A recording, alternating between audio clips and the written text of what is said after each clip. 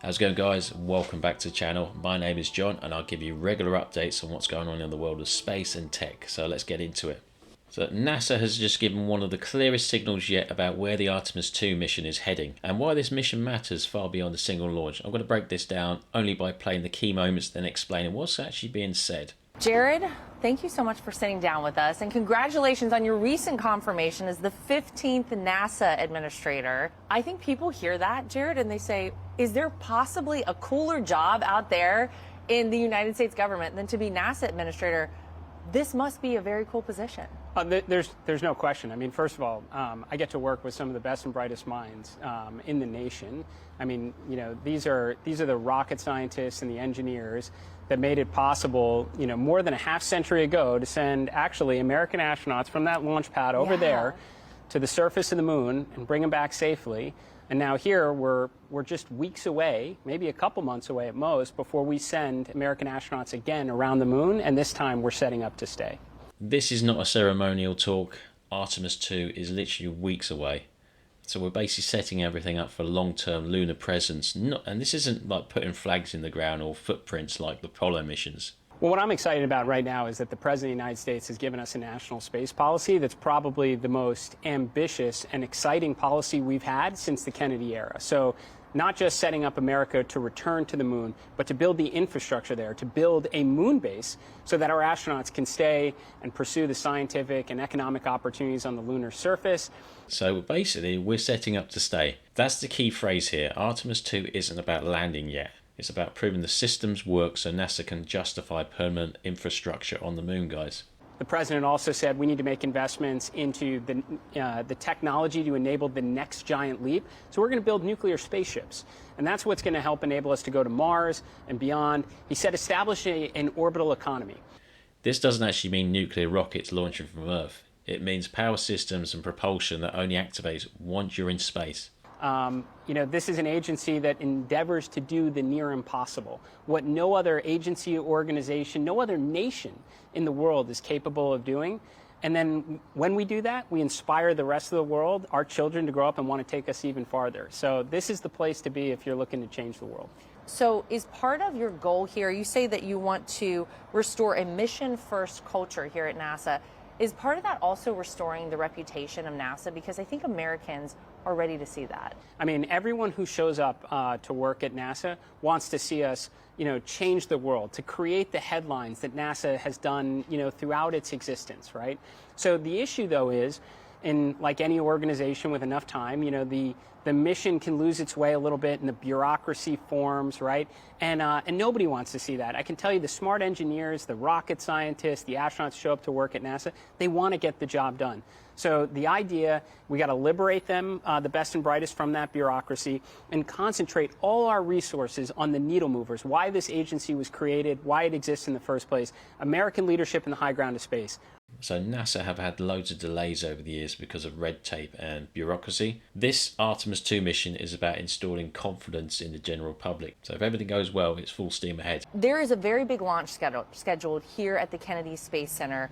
Artemis II, which will be the first mission to carry humans towards the moon since the Apollo missions ended in 1972.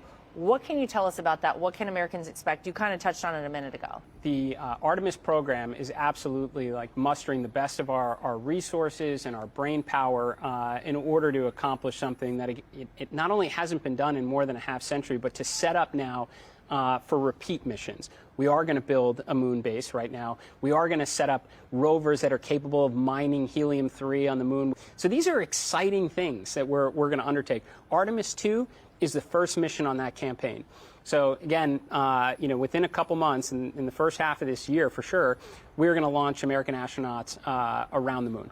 And not only that, they're going to go past the moon. These will be the human beings that have traveled furthest in space ever. So if Artemis II fails, Artemis III does not fly. That's why this mission carries so much weight, guys.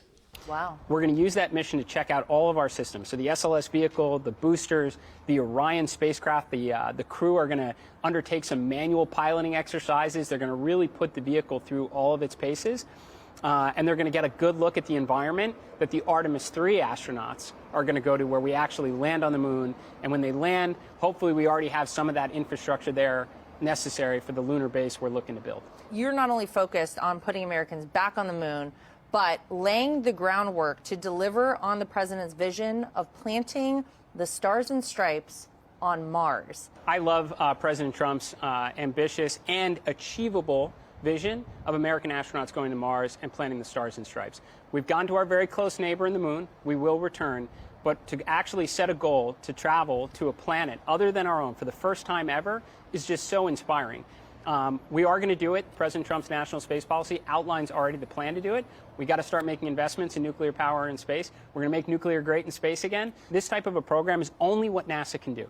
And that's when we're at our best. So you couple investments in nuclear space program and technology alongside what industry can do, what SpaceX and Blue Origin and some of the other vendors here are working on in order to make a mission to Mars possible. You have all the ingredients to have a successful mission, and we will see it happen in our lifetime. So is that going to be important as well, the kind of public-private partnership that you just talked about, Blue Origin with SpaceX, et cetera? Of course. And actually, I go back to the 1960s. Yes, we did some incredible things with 4.5% of the discretionary budget. The president is committed to getting our deficit under control, reducing the national debt, which means we need to get more creative on how we achieve these extraordinary things in space. What's better than you have, some of the wealthiest people in the world, they're investing substantial amounts of their resources into capabilities vital for our national security and help us achieve things really not just for the good of America, but for all humankind. So what SpaceX and Blue Origin and Rocket Lab and Stoke and a lot of other companies are doing is making rockets rapidly reusable that's going to bring down the cost. So when you couple those capabilities with what we're able to do at NASA, that's how you get American leadership in the high ground of space. That's how you get an orbital economy. And that's how we start launching more telescopes and rovers that everybody likes seeing. So what's happened here, private companies don't actually replace NASA. They actually accelerate what NASA already validates. Well, you certainly have not shied away from taking risks in your life. If I may, you left school at 16 to launch your own company. You have set a world record as a pilot, and you have performed the first commercial spacewalk. So it seems like being a pioneer has kind of been in your background. Are you looking to do more of that pioneering here at NASA? Well, you couldn't come to a better agency if you want to do breakthrough, pioneering work. So I have been very fortunate to go up the ladder over on that launch pad twice to go to space. That's the same elevator that every astronaut who set foot on the moon went up.